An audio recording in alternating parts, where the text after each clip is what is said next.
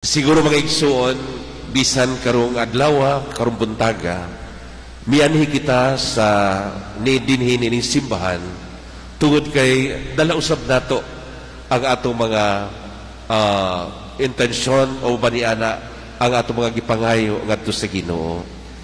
Siguro ang unang pangutana, unsa man gyud ang atong gikinahanglan sa atong kinabuhi? Kinsa man gyud ang gilantaw nato nga makatubag sa atong mga panginahanglan?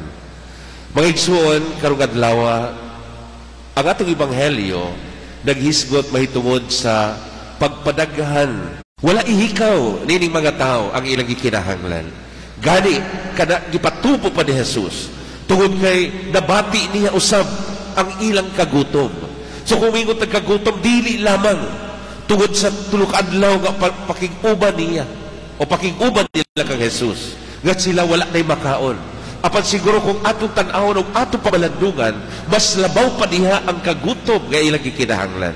Mabutaw nga gusto nila magsunod-sunod kang Jesus. Nga naman, tungod natubag na Jesus, nahatag kanila ang ilang gikinahanglan.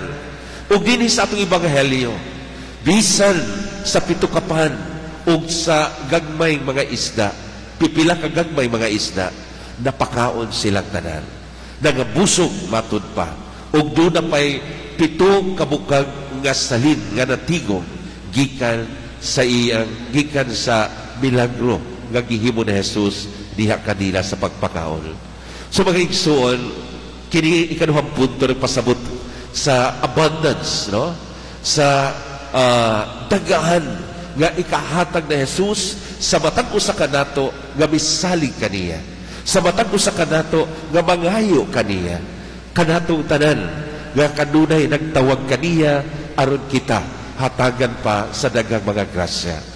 Mga igsuon, sa atas dini panahon sa Adbyento, mga igsuon, kini usa ka panghinaot nga unta ipadayon nato ang atong pagsalig sa Ginoo, atong ipadayon ang kadasig sa atong pagsunod kaniya, ug labaw sa tanan atong himuon nga kita sa kanunay anaa sa iyang gugma aron kita makadawat pa sa mga grasya nga atong gikinahanglan.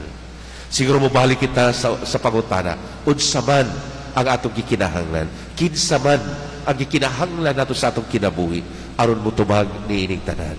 Mga igsuon, hilawton ta nga si Kristo nga ania karon atong gitambungan ining santos nga Eucharistia, nga sa kanunay magauban ka nato sa atong mga panginahanglan. Dili lang niya padaghanon ang pagkaon nga atong gikinahanglan, alpan labaw sa tanan iyang ihatag ka nato ang tubag sa kagutom nga atong gibati sa matag adlaw. Dili lang ang pisikal nga kagutom, apan labaw sa tanan ang gipangayo sa atong kalang, ang gipangayo sa atong espiritual nga kinabuhi. Mga igsoon, atong iampo ang matag-usa nga unta kitang tanan sa kanunay musalig o mubalik mudawat sa Ginoo nga atong manunupos. Amen.